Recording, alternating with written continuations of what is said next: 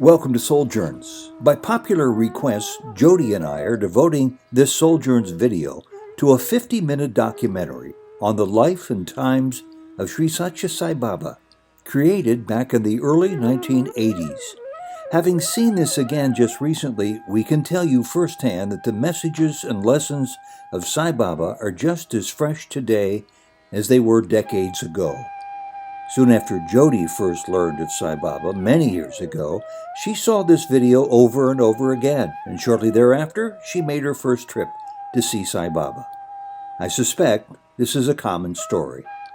The documentary, called Satya Sai Baba, A Message of Love, was filmed and written and narrated by Cosby Powell. We at Souljourns interviewed Cosby Powell ourselves several years ago. He said to me, so Swami comes out, and as he walks to where I can see him good, I just know he's divine. Never any question. All the other experiences with the different gurus and all, this was it. I mean, my search was over. Mm-hmm. So Cosby Powell's inspiring interview will be presented here in full, immediately following his documentary.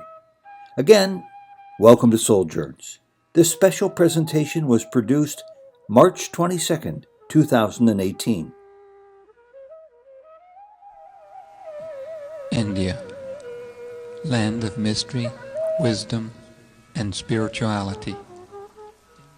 India is known to have produced many saints, sages, and holy men. These illumined beings glorify a spiritual past unequal in the history of mankind.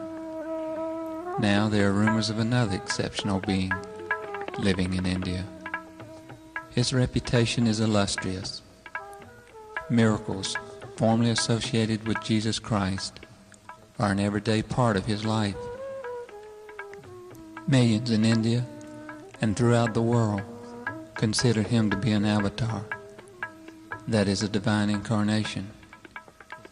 His name is Sri Satya Sai Baba.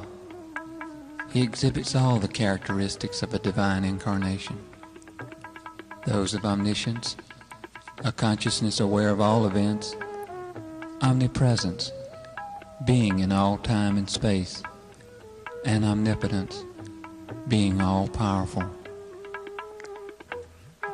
The prophecy of a world teacher or enlightened being who will lead all mankind into the path of love and truth can be found in the scriptural text of most of the world religions.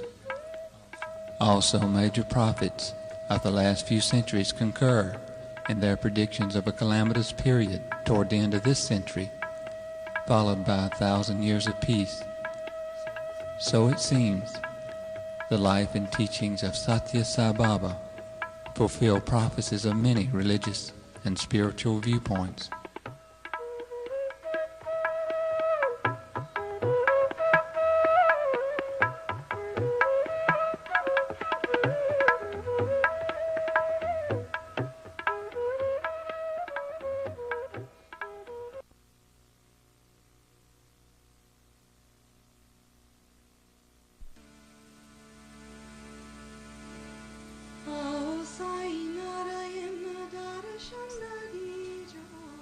Sai Baba was born November 23, 1926.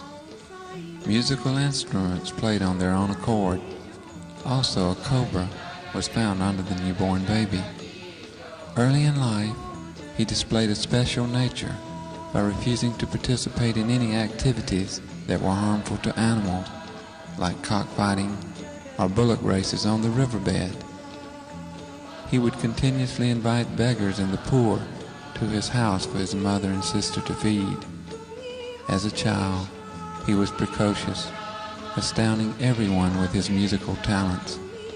He wrote and performed plays with spiritual and moral lessons to adults.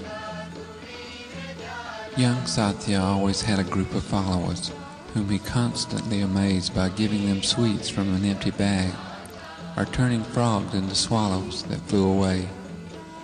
He also taught them devotional songs in praise of God. On October 20th, 1940, young Satya suddenly announced, "I am no longer yours. I am Sai. I do not belong to you. My devotees are calling, and I have work to do." He started his mission in his 14th year and taught those devoted to him songs glorifying God. The early devotees were enchanted by an endless flow of miracles, like producing a person's favorite kind of fruit on a wish-fulfilling tree which overlooked Buddha Party. He would feed all who came to him by passing his hand over containers of food. He would heal the sick and counsel those present on a spiritual way of life. He performed medical operations with surgical instruments that would suddenly appear as he needed them and vanish when he was through with the operation. He began appearing to devotees in faraway places in his physical body. On festival days, while participating in parades, vibhuti, which is sacred ash, would form on his forehead. Later, the ash would change colors. He would select flowers from garlands and scatter them. As they fell, they turned into medallions with different forms of God on them. His personality was irresistible, and his fame spread.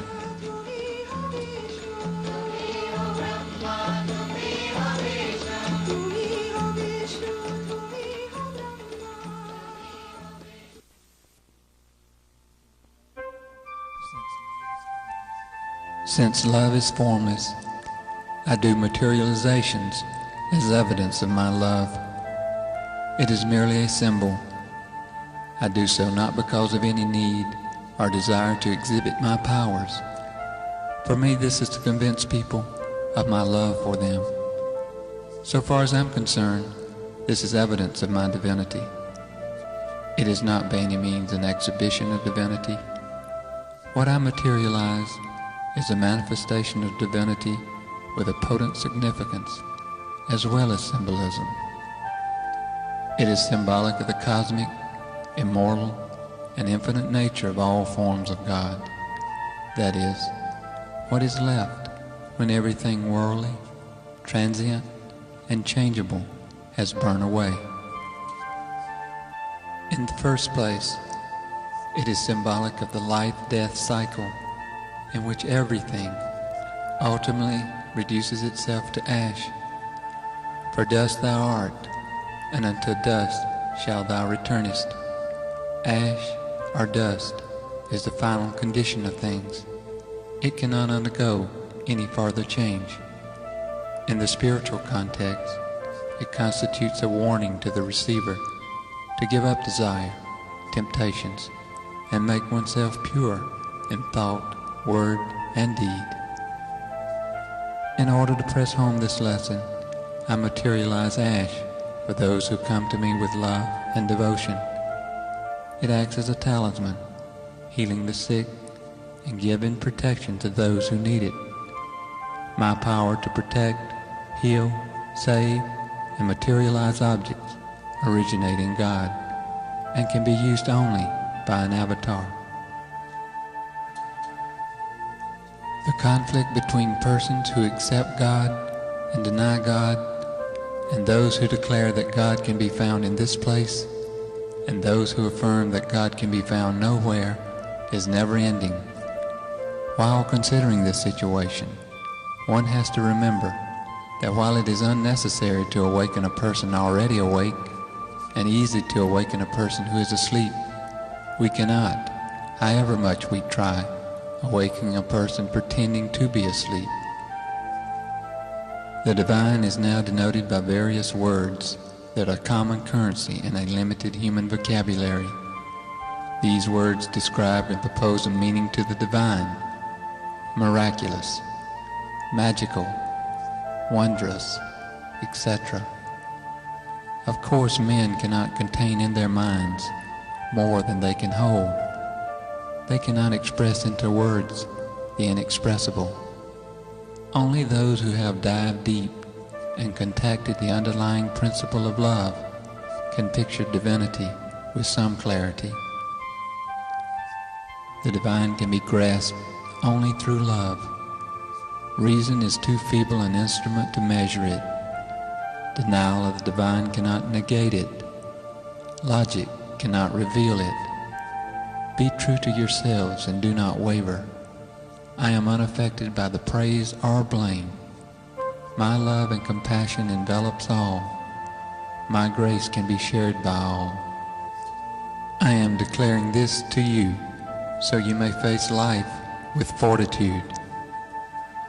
Man can be transformed into a noble, efficient, happy, and disciplined member of society by the implanting of good thoughts, good feelings, good deeds, and good emotions.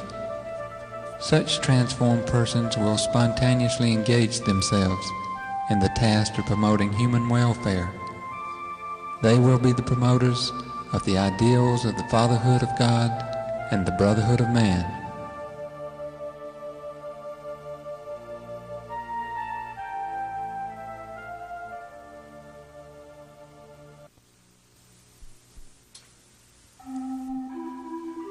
The followers of each religion call upon one God who is omnipresent and listens to their prayers, be they from any race or whatever language they speak. But it is the same God who confers happiness upon all mankind. No religion has a separate God, showering grace only upon those who profess to abide by that faith. It is the destiny of man to journey from humanness to divinity, as he has already journeyed from animalness. In this pilgrimage, he is bound to encounter various obstacles and trials. In order to smooth his path and help him overcome those troubles, sages, seers, realized souls, divine personalities, and incarnation of God have appeared among men to illumine the path. They move among the afflicted, the seekers who have lost their way, and lead them into confidence and courage. Certain personalities are born and live out their days for this very purpose.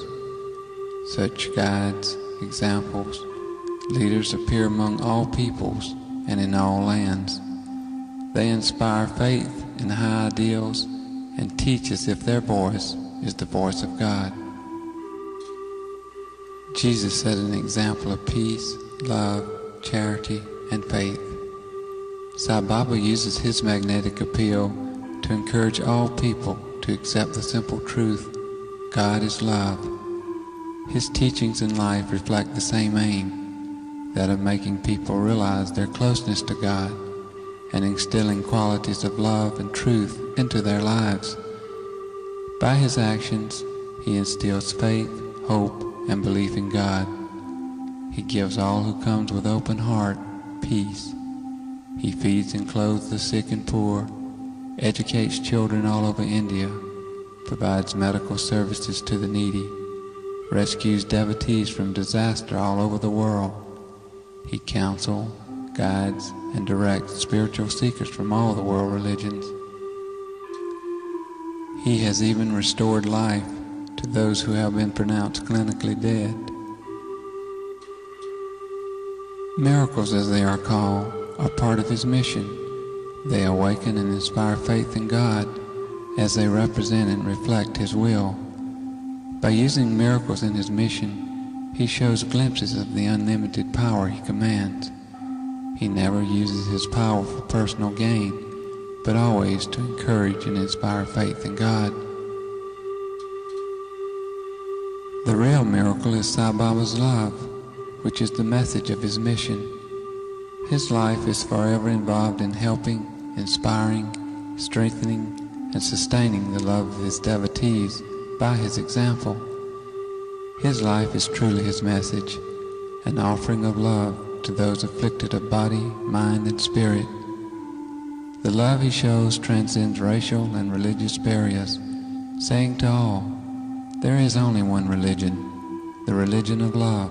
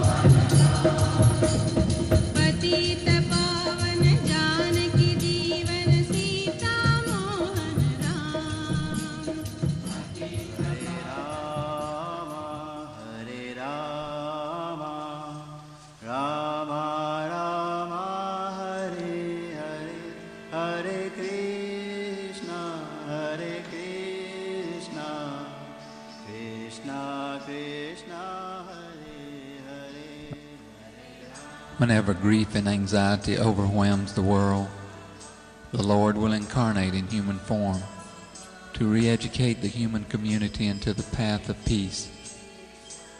At the present time, strife and discord have robbed peace and unity from the family, the school, the community, the cities, and the state. This is the secret of God coming down as man. The Lord has to come at intervals, so that those who have won the right to be liberated may be saved. I do not appreciate in the least distinctions between various appearances of God. I do not proclaim that this is important or the other is less important. Continue your worship of your chosen God along the lines already familiar to you. Then you will find that you are coming nearer and nearer to me. There is no need to change your chosen God and adopt a new one when you have seen me and heard me. The Lord is love itself. I have come to give to you the key of the treasure of bliss, to tell you how to tap the spring, for you have forgotten the way to blessedness. If you waste this chance of saving yourself, it is just your fate. You come to me for tinsels and trash, the petty little cures and promotions, worldly joys and comforts. Very few of you desire to get from me the thing I have come to give you, liberation itself. And even among those few, those who stick to the path of spiritual discipline and who ultimately succeed, are a handful.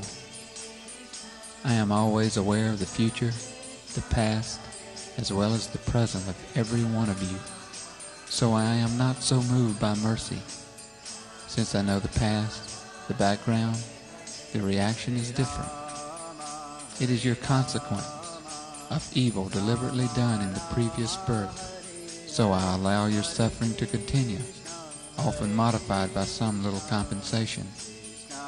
I do not cause either joy or grief. You are the designer of both these chains that bind you. I am always full of bliss. The avatar takes the human form and behaves in a human way so that humanity can feel kinship with divinity. At the same time, he rises to godly heights so that mankind can also aspire to reach God. The realization of the indwelling God as the motivator of life is the task for which avatars come in human form. Today, evil is so widespread that humanity itself would be destroyed in a nuclear holocaust in the event of a world war. It is to prevent such a catastrophe that this avatar has come, to raise human consciousness above the existing syndrome of anger, hate, violence, and war. This can be achieved only by the re-establishment of the brotherhood of mankind. There are two ways in which an avatar can help people: an instant solution as against a long-term one. Any instant solution would go against the fundamental quality of nature itself, as well as the karmic law of cause and effect. Most people live in the material worlds of their desires and egos, which is governed by this law. They reap the fruits of their actions. This brings about their evolution or devolution. If the avatar intervenes to instantly solve their problems, it would stop all action, development, even evolution. This solution can be ruled out because it totally negates the natural laws.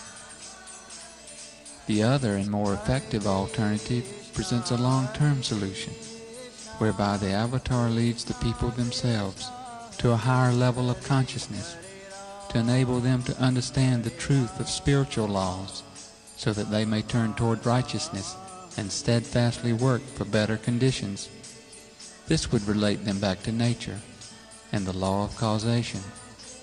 They would then transcend the cycle of cause and effect, in which today they are involved as victims, and thereby learn to control the natural forces to avert calamities.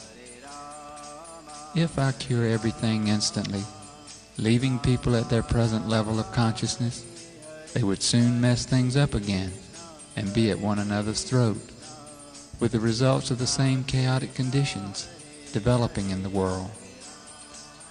So, if the Avatar brings these calamities to an immediate end, which I can and do when there is a great need, the whole drama of creation with the karmic law will collapse. Remember, these calamities occur not because of what God has made of man, but really because of what man has made of man. Therefore, man has to be remade, with his ego destroyed and replaced by a transcendent consciousness.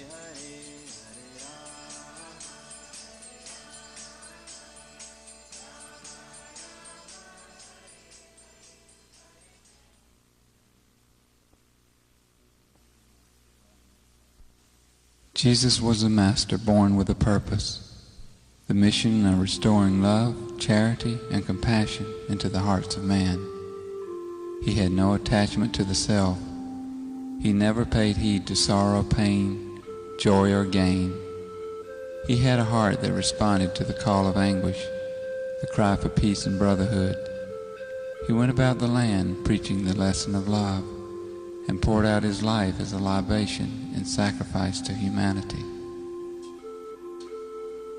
Jesus was the name he was known by. He was honored by the populace as Christ, for they found in his thoughts, words, and deeds no trace of ego. He had no envy or hatred. He was full of love, charity, humility, and sympathy. Jesus came as the embodiment of love and compassion, and lived among men holding forth the highest ideals of life. You must pay attention to the lessons he elaborated in the various stages of his life. I am the messenger of God, he declared. Yes, each individual has to accept that role and live as examples of divine love and charity. Jesus wandered in lonely places for 12 years, engaging himself in study, spiritual exercises, and meditation on God. Jesus spent 5 years in the Himalayas, realizing he was the Christ when he was 25. He traveled in India, Persia, Tibet, Egypt, and other countries. He searched for the divine in the objective world of nature, but he soon realized that nature is a kaleidoscopic picture created by one's own imagination, and sought God within himself. Here in India, his stay in the Himalaya monasteries in Kashmir brought him greater success. From the attitude of being a messenger of God, he declared that he was the Son of God. For the old attitude meant duality, a master-servant relationship. One could not then move beyond the orders of the master. One had to carry out the duties laid down in the scriptures.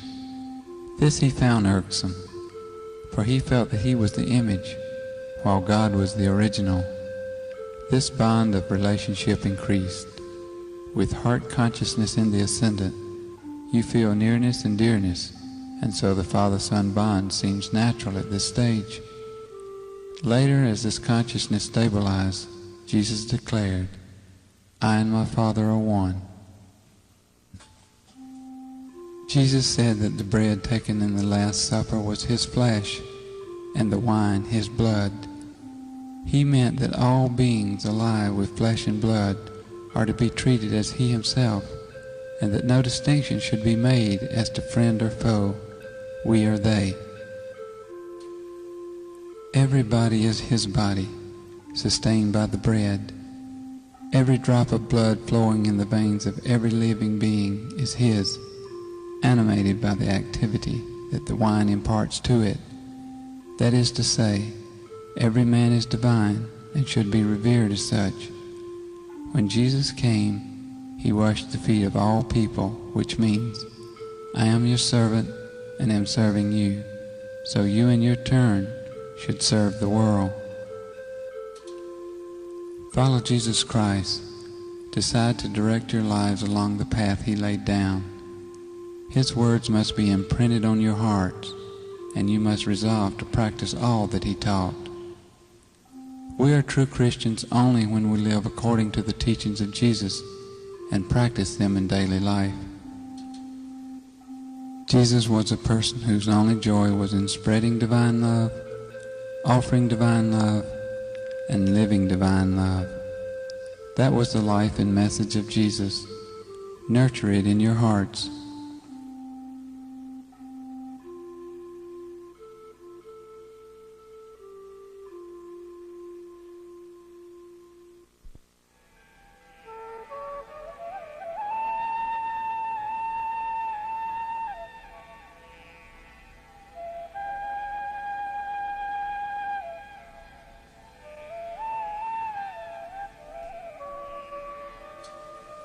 God is man and man is God. All of us have something of God, the divine spark within us. All men are divine like myself, but with the spirit embodied in human flesh and bone. The only difference is they are unaware of this godhood. They have come into this karmic prison through the mistakes of many lives. I have taken this mortal form out of my own free will. They are bound to the body, while I am free of this bondage. The main difference is they are shoved hither and thither by desire. I have no desire but the Supreme One to make them desireless. We all belong to the same divine principle. The godliness which is present in everyone in the form of a little spark exists in me as the full flame. It is my mission to develop every little spark of God in everyone to the fullness of the divine flame. To the doubting or confused ones, I give this illustration. Those who want to secure pearls from the sea have to dive deep to secure them. It does not help to dabble among the shallow waves near the shore and say the sea has no pearls, and all stories about them are false. Likewise, if a person wants to secure the love and grace of this avatar, he must dive deep and get submerged in Sai Baba. I preach only one religion of love for all, which alone can integrate the human race into a brotherhood of man under the fatherhood of God.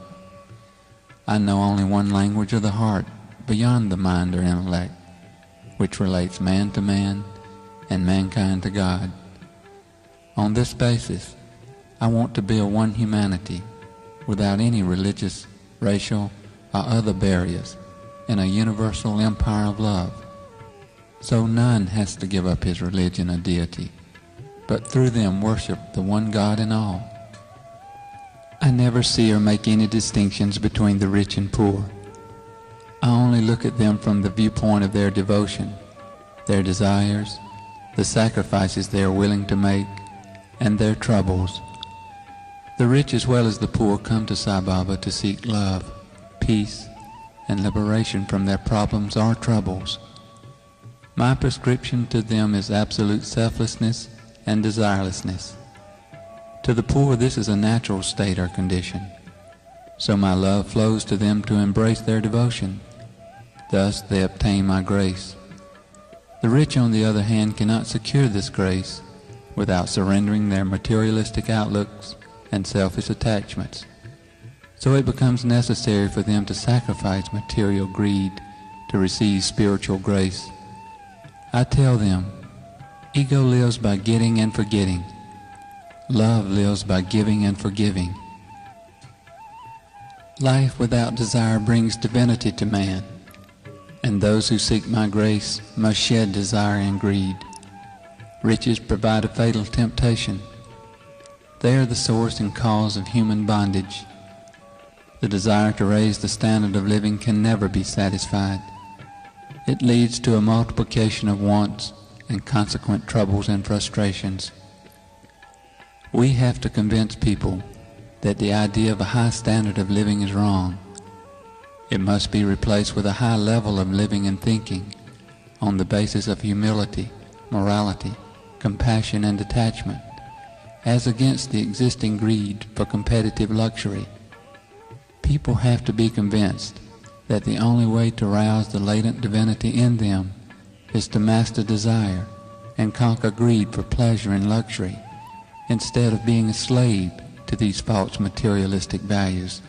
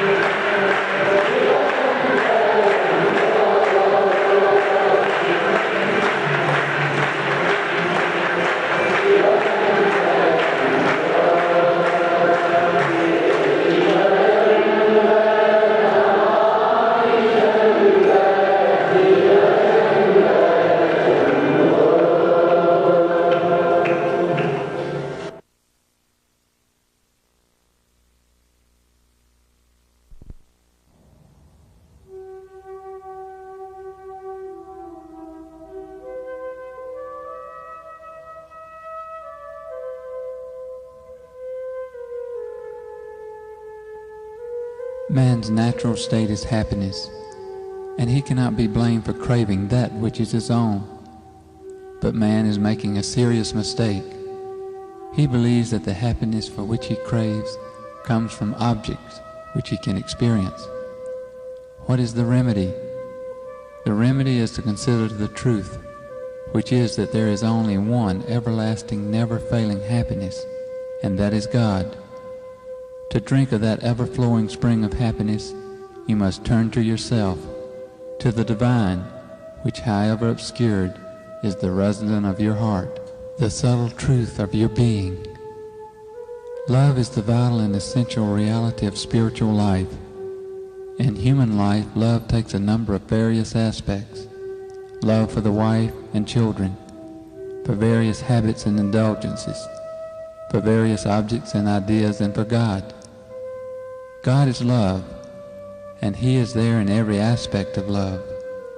Although love, which is God, appears to be modified and even distorted in man, yet truly that divine love remains pure and perfect.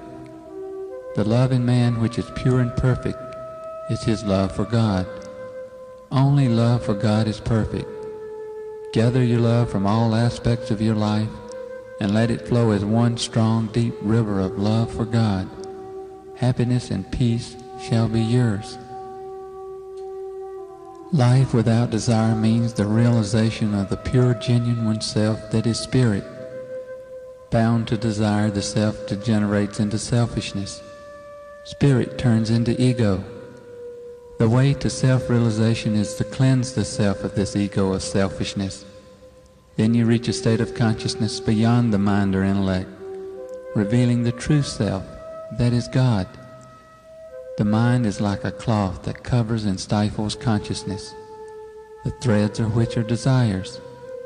If we give up the desires, the threads fall and the cloth disappears, revealing our true nature.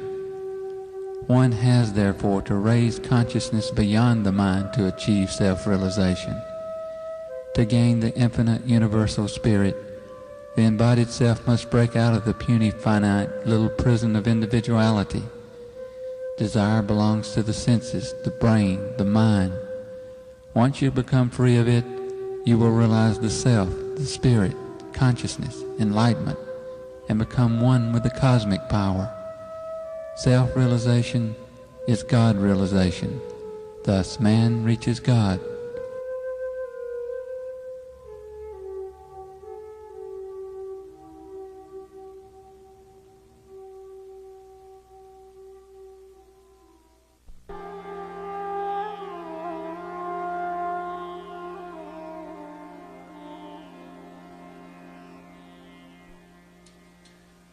Cultivate the spiritual practice of prayer as a normal way of life. All prayers arising from pure love, with unselfish eagerness to render service, will reach God directly. Love alone can reveal to you the divinity latent in all. Love is God. Live in love. Love is selflessness. Selfishness is lovelessness. Do not waste your life pursuing the narrow interest of the self. Become what you truly are, the embodiment of love. No matter how others treat you or what they think of you, do not worry. Love for your own evolution, and not for what others may say. Do not imitate others. Cultivate your own life. You have your own heart, your own opinions, your own ideas, your own will. Why then imitate? Imitation is human, but creation is divine. Follow your chosen path. Let your own experience of God be your guide and master. Do not go to the grave copying others. You won't find God if you search in the outside world. Your own heart shining with love is God's love. Follow the Master. Face the devil. Fight to the end. Finish the game. The true you is God. Others think of you as the personality. You are truly infinite divine spirit. When you become all-embracing infinite love, the divine will manifest in and through you. Cultivate not riches nor comforts and luxuries, but divine virtues. Speak softly and give comfort with every glance of yours. Do not be a slave to your sensual desires. Conquer lust and vanquish anger. Exile from your mind greed, hate, and jealousy. Dedicate your hands to the service of mankind. To resurrect love and compassion, you must kill jealousy and selfishness. Purify your heart. Then you will become fit to receive God's grace. God is interested in your heart, not your money. He is interested in your character and not your caste or religion. Born as a human being endowed with this powerful intelligence and the innate spark of divinity, you must realize that and come to understand your own nature. Man indulges in actions which are selfish to the core from the moment he gets up till he goes to bed at night. He lets himself be bound by selfish ideas. He does not care for others. You should try to understand the oneness of all. Even as you are involved in your daily routine, you should have a feeling of brotherhood amongst your fellow man. The inner significance of life is to make the journey from the state of I to the state of we. Love for all should spontaneously flow from your heart and sweeten all your words. The best spiritual discipline that can help man is love. Foster the tiny seed of love that clings to me and mine. Let it sprout into love for the group around you and grow into love for all of mankind. Let the love enfold all things and beings in all the world. Proceed from less love to more love, narrow love to expanded love. When you know that you are but a spark of the divine, and that all else are the same divine sparks, you will look upon all with reverence and true love. Your heart will be filled with supreme joy. Man is seeking joy in far-off places, in quiet spots, not knowing that the spring of joy is in his heart. Love is God. God is the embodiment of perfect love, so he can be known and realized, reached and won only through love. You can see the moon only with the help of moonlight. You can see God through the rays of love. See through the eyes of love. All beings are beautiful.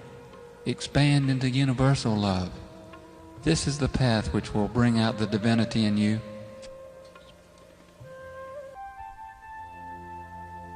Sai Baba appears. My heart opens. I feel his love and grace upon me. I am aware everyone is visually affected and struggles within themselves to feed on the love which emanates from him. We long for a look, a glance, a word, for we are willing captives of his entrancing nature. He moves slowly toward the darshan line. My mind wants the moment to last forever. The present becomes so peaceful. My thoughts are of peace and love, and within myself, I feel love for all those around me. Sai Baba's grace is infinite. We are blessed to be contemporaries of the Lord. To know him is to love him. I am aware his grace is available to anyone willing to open himself to it. It knows no caste, creed, race, color, or any human limitation. My heart is filled with peace and bliss as I experience his grace. Any thoughts of the outer world are suddenly washed away. His presence is total and complete. My mind struggles to understand as I perceive how beautiful he is. His jet black hair somehow reveals his uniqueness. An aura of light can be seen or felt all around him. His presence is magnetic, inspiring, yet tranquil. I try to comprehend his glory, but relinquish to the heart the experience. My heart opens to waves of love, and somehow within myself, I feel a great peace consume me. My breathing becomes deep, and I feel at one with everything, and love for all. Then my mind again becomes active by perceiving a blue color around his head. Then I see the blue turn to gold. I am aware how perfect he is. As he walks or flows, I know not which, across the ashram grounds. His movements are beautiful to behold. My heart is full, and I am at peace. I try to follow his every movement, to capture forever this feeling of bliss. My attention is drawn to his hand as it forms a familiar pose. Without a doubt, I realize I am protected and guided by the Lord. I know that divinity is visiting us and catering to us. The Lord is in the form of Sai Baba. As I analyze his every movement, I am aware his presence is in my heart. I realize we are here to find peace and love in the avatar. Every movement of his is glorious to behold. They infer grace, beauty, splendor of unlimited proportions as the avatar relates to each one of us personally. Though the moment is sudden and somehow unexpected, the aftermath of his passing is felt within the hearts of all who witness his darshan. The inner being of soul is touched in a personal, unique way, never to be the same again. His darshan glorifies me and elevates my consciousness to a higher place. Each time I see him, my soul assumes more prominence in the evolution of my consciousness. My heart anxiously awaits another glance, a look, or motion of any kind directed toward me. I long to be close to him, to be in his presence always. From the depths of my soul, I want I know not what. As I see him move toward the temple, my mind realizes darshan will soon be over. I suddenly feel a slight sadness, knowing he will remove himself physically from my sight. But just as quickly, I feel lifted out of myself, and again at peace. I feel his grace upon me, in me, around me, and forever with me, as long as I remember him. I am filled with the desire to know God, realizing simultaneously that I can only benefit from him, but never understand him. I again become aware of his movements and enjoy the grace and beauty of his motion. It is like a cosmic play proceeding according to his will. He has touched me in some mysterious way, and I feel so very fortunate. He allows the devotees a final look, and then it's over. I hold the moment as long as I can. My mind returns to the present. I am again part of the objective world, but somehow I have been transformed. Somewhere inside myself, I realize my future is assured.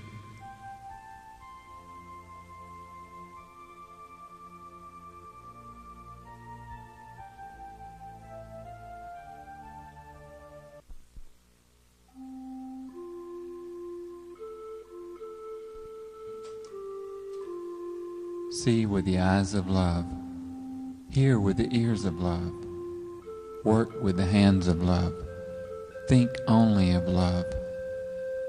I have come to light the lamp of love in your hearts, to see that it shines day by day with added luster.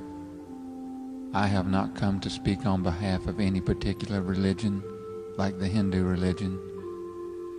I have not come on any mission of publicity for any sect or creed or cause. Nor have I come to collect followers for any doctrine. I have no plan to attract followers into my fold or any fold.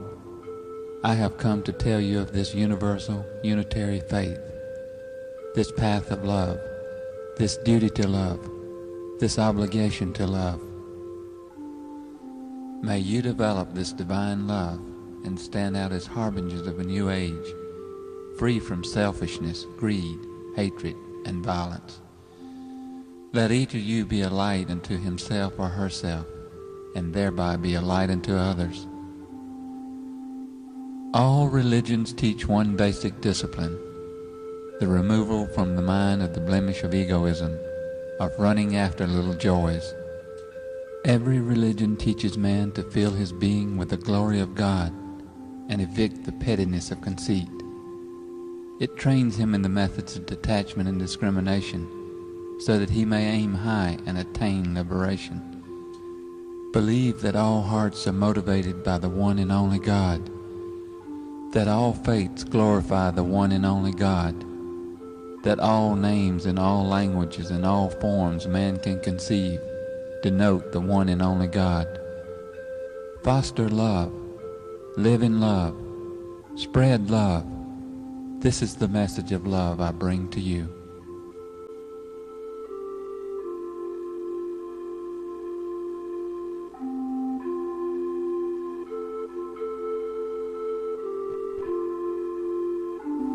I really believe my spiritual life began with Sai Baba.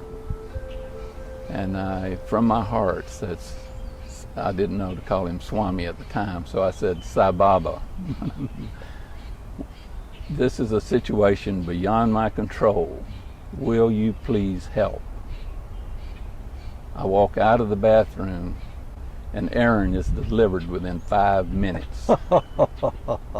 My wife and I would constantly swap Aaron off because he had platinum blonde hair, long. And Swami loved it, and he'd come by and ruffle his hair every day. So that was our way of getting a little of attention from Swami. So it became my turn in the interview, and Swami asked me, he said, what do you want?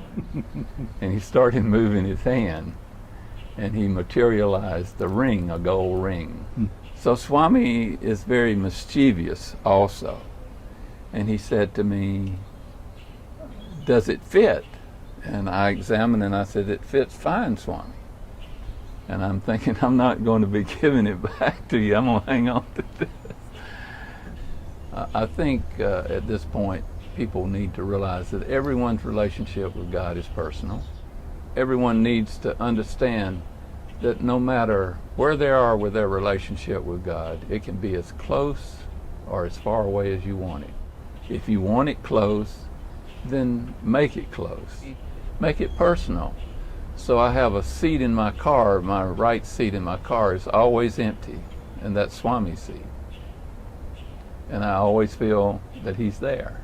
I was in an interview once, and Swami said to this lady, your husband's having this problem in business. Business is such, but he doesn't consult me. What can I do? Make it personal. Welcome to a Souljourns special, part 2 of a 3-part series on the Powells. Part 1 was the story of Aaron Powell's lifelong closeness to holy man Sri Satya Sai Baba. Part 2, Aaron's father, Cosby Powell, a filmmaker recording Sai Baba on video in the 1970s, a rarity back then. And following part 2, coming up in part 3, some of Cosby Powell's best videos, produced in 1982 and beyond.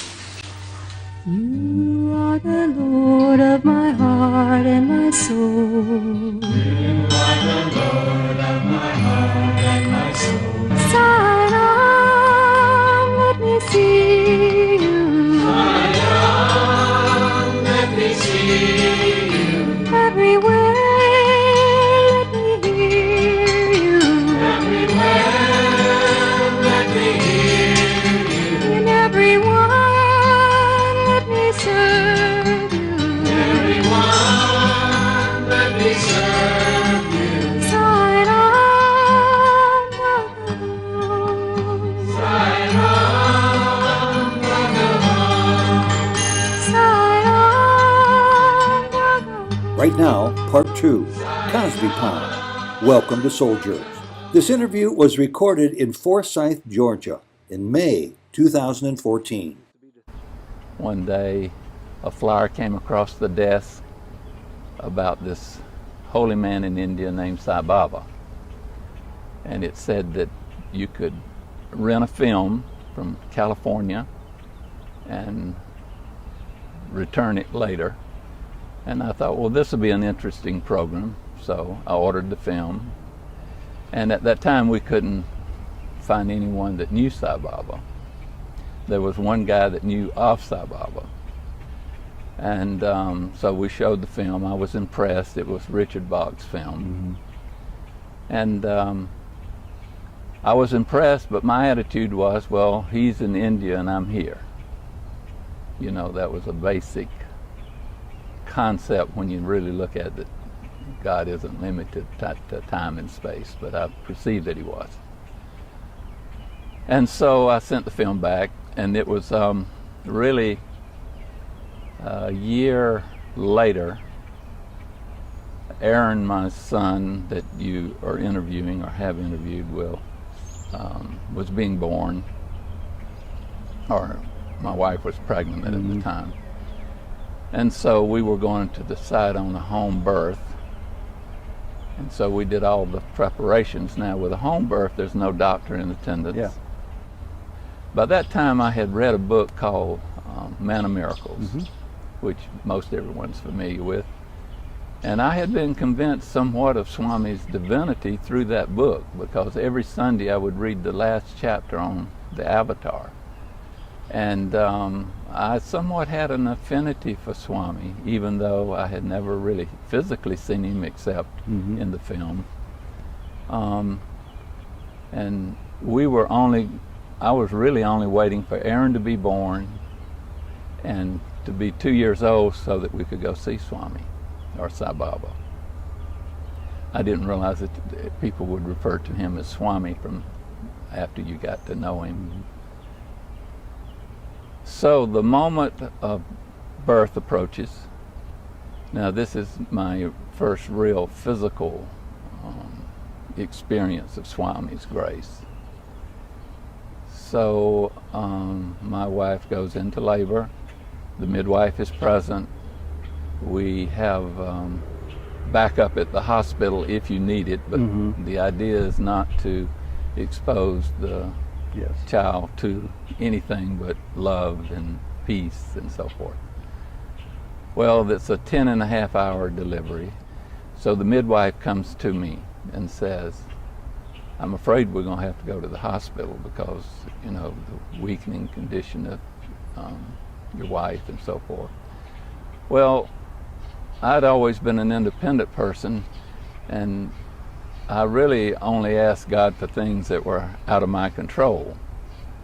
And I'm thinking, I really don't want to do this. So I simply go into the bathroom, and I, from my heart, said, I didn't know to call him Swami at the time, so I said, Sai Baba. This is a situation beyond my control. Will you please help? I walk out of the bathroom, and Aaron is delivered within 5 minutes. Now, you know, your mind tries to wrap itself around this, but, you know, this had been a progressive thing for hours. Well, I didn't know Swami at the time, and I didn't know that he liked to repeat things. So we were happy that Aaron was born, but then there was a problem with the placenta. There was a problem there. That was not delivering. And again, the midwife comes to me and said, well, we're still going to have to go to the hospital. And I'm thinking, oh, I just hate to do this. And so again, I walk back into the bathroom and I just say, Sai Baba again.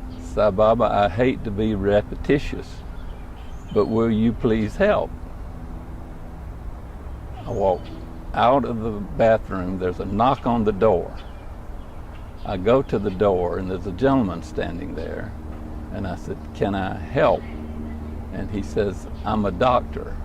And he said, I'm new with the practice that your wife is going to, and I wanted to see what a home birth was like. Oh boy. So I explained my problem, he comes in, takes care of the problem. So again, Aaron didn't have to go to the hospital, and so it was, that was taken care of. Well, you can imagine this went a long way with me to convince me that... and I can imagine when Aaron was able to be transported to India at the age of 2, you were on your way. And we only waited long enough for him to could be able to eat something, you know. Well, let's take us up to Puttaparthi. When you get there, your first time to see Baba, you don't know that much about him probably even still, and your son's with you in your arms. How was that first meeting? Well, by then I had read everything I could find on Swami, which wasn't much. This is 79. Yeah. And again, it's Christmas of 79, but back then Christmas wasn't celebrated the way it is now. Yeah. But when we arrived, Swami wasn't at Puttaparthi, he was at Whitefield. So I'm anxious to see God personally, or who I conceive to be God. And when I walk in the gate and we're seated, I'm very anxious. And now I'm going to start calling Sai Baba Swami from this point, because he was asked what's appropriate, and he said Swami's fine. Yeah. So Swami comes out, and as he walks to where I can see him good, I just know he's divine. Never any question, all the other experiences with the different gurus and all, this was it. I mean, my search was over. Mm-hmm. And so the relationship built from there. My wife and I would constantly swap Aaron off because he had platinum blonde hair, long. And Swami loved it, and he'd come by and ruffle his hair every day. So that was our way of getting a little of attention from Swami. And he'd say, how old is he? And, you know, how long are you going to be here? Or just something. So we were always like that little interaction. But mainly, except if you didn't have Aaron, Swami ignored you, or seemed to ignore you. But he builds you to a point that you search within yourself for some way to overcome that. So the first trip, I was just happy to be there. Now, you know, we return, and I'm in real estate at the time, and so I have a flexible schedule. So 6 months later, I decided I wanted to go to India again. So my wife was involved with other things, I think something to do with family, and it was going to be like a 6-week trip, 4 to 6 weeks. And so I took Aaron with me. Now, the thing she said before I left, don't let him get sick. Well, you know, that's the kiss of death, I'm sure. As the trip progressed, again, I'm just happy to be there. Love the darshans, but I'm starting to take pictures of Swami at this time. I'm doing still photography. And so Swami, when we arrived, in this time was at Prashanti, but then he moves to Whitefield. So Aaron, except for the last week, say I don't know if we were there 5 or 6 weeks, but the last week, the beginning of that week or toward the middle of that week, I let him have some ice cream on the streets of Bangalore. Well, he became deathly ill over the next few days, and it developed into what you would probably say was amoebic dysentery, where he was going to the restroom every hour, and I would have to hold him up, and he was just having this bloody mucus discharge and just weak. Well, I had a background in pharmacy, so I knew the choice of drugs at that time could cause kidney and liver damage. I also knew that he was a very sensitive child. So that was the last thing I wanted to do, was take him to the hospital. And from his birth and through this time, I had a lot of faith in Swami that he maybe would do something about it. So, you know, this progression is to the last day. After this darshan, it's an evening darshan, I'm going to have to take him to the hospital. I mean, he's that sick. And so Swami comes out and he walks across to where we all are. And I'm allowed to sit on the front row because of his illness. And Swami walks up to us and he looks at me and like, what do you need? And I said, Swami, my son is very ill. Will you please help? And he pushes up against us. He walks up into us. I'm holding Aaron, and he walks into us. And he pushes us back, and he starts talking to some Italian people back of us.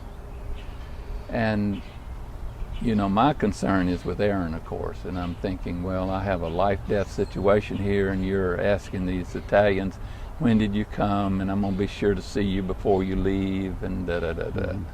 And then he steps back, and he looks at me again. And I said, Swami, my son is very ill. Will you please help? And he just simply backs up, turns, and walks away. And I'm thinking the worst, of course. It's just out of respect, we have to let Swami go in before we leave. Yeah. And so as Swami enters the gate, Aaron looks up at me and says, I have to go to the toilet again. Well, I'm thinking, that's not a surprise, you know, here we go. So I take him to the toilet. He has a perfectly normal bowel movement. and he starts running around playing as though nothing had ever happened. Wow. Now, being a father, that was impactful to me. Well, this little kid, before he was born, through Baba, has brought you impactful experiences. Exactly. So, I mean, I'm beside myself. You know, I'm really approaching bliss because, you know, your son is okay, your son is well. And from that point, the next trip, I took another trip 6 more months after that. Well, now we start getting more interesting with some lessons that Swami personally taught me. And the reason I want to share these is that I think it's important that people realize everyone has a relationship with Swami. My third trip, I'm starting to want to have personal interaction with Swami. About 4.5 weeks into the trip, I would always arrive early. We were at Whitefield, and we're at 1980 now. The crowds, there were probably maybe 1,200 people there on a daily basis, so you could get a front row seat if you came early. So what Swami started doing was he would get within 4 people of me, and he would make this circle and come back into the darshan line 4 people away from me. And you know, the first time it happens, you think, well, you know, that's interesting. But then the next darshan, it happens again. And then it happens again. And you're wondering, well, you start wondering everything. You know, you know something is wrong, but you don't know what it is. So you start, though I was doing a lot of meditation and prayer, I increased the meditation and prayer. Well, now it's interesting reaction to the people around you. They pay close attention to what Swami's doing. Well, the people around me realize that if you're close to me, you're not going to get any attention from Swami. So people would leave a space between where I was sitting and the darshan line. And Swami, sure enough, he would loop that. This went on for 6 days, and it was coming to my last day. I had no real answer to this. So the last day, the last darshan, or no, next to the last darshan, Swami comes out and he's going to walk by me again, you know, and I'm thinking, well, Swami, at least look at me, because then I can take that back, but I'm going back to the United States after, you know, I've got 2 more darshans left and I'm going back to the United States. And I don't want to take this back with me. So as Swami walked by, instead of looking at me, he looked down. And I'm thinking, well, you know, that really broke my heart. I was just in no man's land.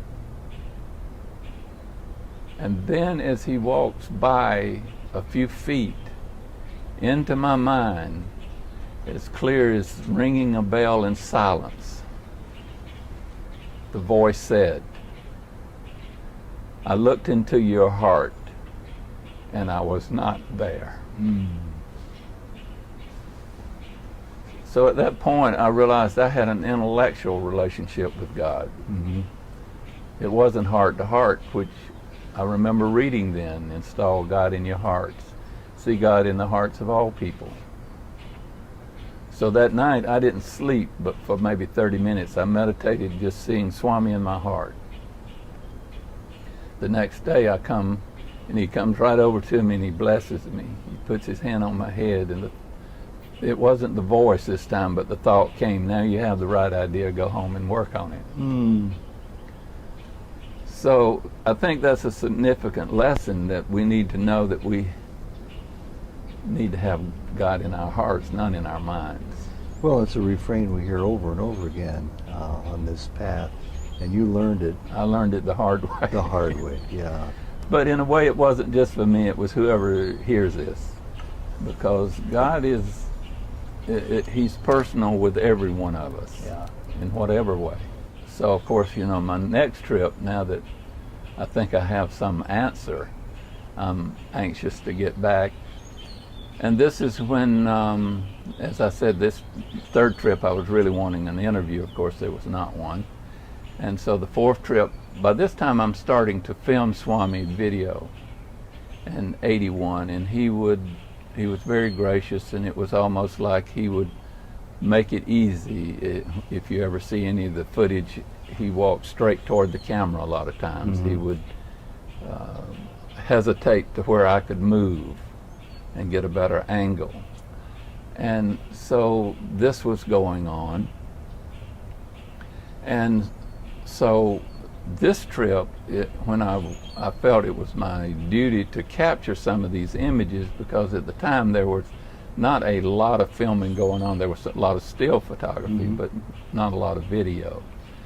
And so I felt it was important to get this for history, if nothing else. But what was amazing is whenever I'd film for maybe a week and a half, 2 weeks, and then I would just sit down to have a normal darshan like everybody else, just to enjoy Swami. Well, that's when he would invite me in. My first interview was when I finally sat down not filming, and he invited me in for an interview. And how'd that go? Well, significant. No, he, see, by that time, I had read enough books, talked to enough devotees to know that if Swami asked you what you wanted, it was to be something significant. Liberation was the correct answer. So it became my turn in the interview, and Swami asked me, he said, what do you want? And without hesitating, I said, liberation, Swami. And he said, what's that? Well, you know, if you've ever been in Swami's presence, you're good to get one question right. So I had no answer. I really did not. My mind was void. It had no answer. But similar to the experience that I spoke of previously, this time into my mind came this, which is what I repeated to Swami. Freedom from birth and death, and to always be in your glory. And this is what I repeated to Swami, and he said, yes, yes. And he started moving his hand, and he materialized the ring, a gold ring, similar to this one. Let's see it. Okay. And he took the ring and put it on this finger. And I also had talked to enough devotees that if you ever give Swami something back, he'll change it into something, or it can even disappear. So even though I had said liberation, I think I really wanted a ring. So I was really very happy. It was, I don't know, you know, it was more significant to me, say, than graduating from college or whatever, to be that connected with Swami, to experience this. So Swami is very mischievous also. And he said to me, does it fit? And I examined and I said, it fits fine, Swami. And I'm thinking, I'm not going to be giving it back to you. I'm going to hang on to this. Swami has a way of playing. Now, when you leave the interview room, it's like a curtain dropping on a play. That act is over. You can't repeat anything about it. So as I walk out of the interview room, and I'm the last person to leave, Swami closes the door, and that ring is 2 sizes too big. I mean, I'm going, I can't believe this is happening, because you can't go back in. So I've got a ring that's 2 sizes too big. Needless to say, I put tape on it, and I was renovating houses, and I kept banging it against things, and the stone was becoming chipped. And in this case, because I was renovating a house, doing some other real estate, I couldn't get back for a year. So when I return, I have a better camera, which is, if any of you have seen A Message of Love, that's the footage that I shot at that time in '82, which is, I want to go through the ring story, then I'll come back. So during the course of that trip, I was invited in to see Swami when I wasn't filming, and of course I immediately took the ring off and was going to say, Swami, the ring's too big, and Swami went this way with his hand, like, that means you don't do it, that means you shut up and go on. So that interview ended up being nothing for me, except I was happy to be in the interview and observe and witness all the materializations and his interactions with people. And so I went back to filming for a few weeks, and then again I stopped. He invites me in again for an interview. I again take the ring off, and this time more firmly Swami went, which means just let it go. And so I'm left still with the ring, no solution to it. And of course, I'm going to film then until my last day. I think it was a day before I was to leave. I stopped filming, and I was seated. Swami again invites me in for an interview. And this time I'm thinking, I'm not concerned with the ring. I just want to be here with Swami to enjoy this experience. And of course, this time Swami turns to me and he says, "Is your ring still too big?" Well, I had never really mentioned this, but it's not surprising to people that he knows everything. I couldn't get the ring off fast enough, and so I handed it to him. And he starts passing the ring around the whole room, telling them the story of the ring, how when he gave it to me, he even asked me if it fit properly. And I thought that it did, but evidently it didn't. And he's narrating this story of how I had banged it, and so it comes back to him, and he goes to blow on it. Well, by this time I had experienced a lot of his materializations and so forth. And so, being a little bit crazy, my thought said, well, Swami, since you're going to remake the ring, how about adding some gold around the stone where it won't become detached from the setting? A little crazy and a little greedy at the same time. And he blew on it, and I could see it just brighten up. It was like light just hit it. And so he made this ring, and he went and... Hold it up one more time. Okay. Go ahead. Continue. All right. And so he took the ring, and he put it on this finger here, and it wouldn't go on. And because I didn't wear jewelry, I didn't know that, I had different size ring fingers. He simply took it off and he put it on this finger. And he says, see, it fits perfectly. And so it's been on except for a few times here and there. And he did add gold around the stone. And so in that sense, I've had this ring since '82, and I've raised kids and never take it off. So it's great. An amazing ring, really. Well, you certainly didn't need to have your faith strengthened or your understanding expanded. What did this mean to you? Well, it was a constant connection. It's like, I really believe that you don't really need a ring to be connected with Swami.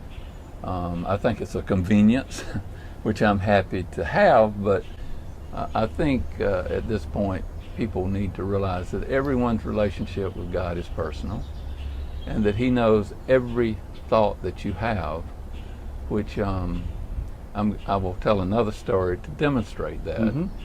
But I think everyone needs to understand that no matter where they are with their relationship with God, it can be as close or as far away as you want it.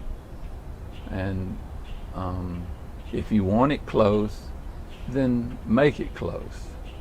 For instance, and Jack Hislop taught me this. He said, make it personal. So I have a seat in my car, my right seat in my car is always empty, and that's Swami's seat. And I always feel that he's there. Now, that may be silly, but in a way it's not. It's making it personal. Exactly. Include him in your life. Mm-hmm. I was in an interview once, and Swami said to this lady, your husband's having this problem in business. Business is such, but he doesn't consult me. What can I do? Interesting. That's a valuable lesson for anybody watching this. Yeah, so make it personal. God is there personally. What you think becomes what Swami thinks, or I feel Swami with his devotees are interested in what they're interested in. I think the grace that we deserve or earn flows to the families. It flows to our friends. It's not just limited to us. Swami always seemed to like to play with me on occasions. So one day when I wasn't filming, Swami comes, let me set the story up. So I'm sort of meditating, and Swami had the people at Prashanti arranged in a certain way where there were some people seated opposite you. Instead of being in a long line, there were some jagged lines. So I'm meditating, which was my policy, till he came out, and you could always tell when he came out, the energy picked up. And as I opened my eyes, I saw a ring on a man's finger across from me. And it was like a class ring with a big black stone and a diamond in the middle of it. And, I didn't really think much about it, except that was the first thing I saw when I came out of meditation. Well, Swami comes out and he invites me in for an interview. And so I go in. And as I'm in the interview, in front of me, and slightly to the side, there's this guy with that ring. And I'm thinking, now this is interesting. This man's invited in also. So of course Swami looks at the guy in the course of the interview and said, ask him to give him that ring. So Swami takes the ring, blows on it, and it changes into this silver ring with Swami's picture on it. And he hands it to the guy. And the guy takes it and he goes to put it on. Swami says, no, don't put it on. And then Swami goes about conducting the rest of the interview. And I'm finding this very interesting, and so as Swami's conducting the interview, the guy starts to put the ring on again. Swami immediately turns to him. He said, no. And he said, hand me the ring. So he took the ring and he blew on it again. And it changed back to the other ring. My point, don't get something back. So he hands the ring to the guy. And he said, your father gave you that ring, didn't he? He has a lot of sentimental value to you. In other words, he was, but Swami likes to play, really. So the guy has the ring and he ends up putting the ring on. And so that was pretty much the interview, for me, except observing the interactions and listening to Swami talk and so forth. So I go back out, and for whatever reason, I didn't film the next day either. So that morning I was seated for darshan like everyone else. Swami walks up to me and he said, where's the guy with the ring? I'm going, I don't know, Swami. I don't know the guy, And he says, find him and bring him to the interview room. Sure, Swami. And so I get up and I go through every person there, and they all hoping I'm looking for them, right? So I'm disrupting the whole darshan, looking for this guy. And by that time, Swami's gone to the women's side and so forth. Well, I don't find the guy, so I follow Swami's instructions exactly. I've always made it that policy. Whatever he said find and bring. I did not find, so to me the bring did not apply. Well, a lot of the Sabre dolls and all had grown to know me then. They were motioning for me to come up, to go for an interview. And I said, no, that's not the instructions. So the next day I said, well, this is unfinished business. I'm going to see what Swami wants to do about it. So again, I'm not seated, and he comes over to me, walks right off the veranda, walks over to me, he says, well, where's the guy with the ring? Well, by this time I'd gone to the administration's office and found that the guy had left. I said, Swami, he's gone. He went, oh, he's gone, he just walks off. So there's humor in some of this. I mean, I just feel any kind of interaction with Swami is a blessing. We were all blessed to participate in that little drama. I think Swami does some of this, though, is to entertain and change things around the ashram, make things a little interesting. And I've heard of other people that he's sent on these little missions of futility where there's really no body to find. But you gave it your all, and that's all you can do. Yeah. But, I'm just happy to participate. Cosby, great stories.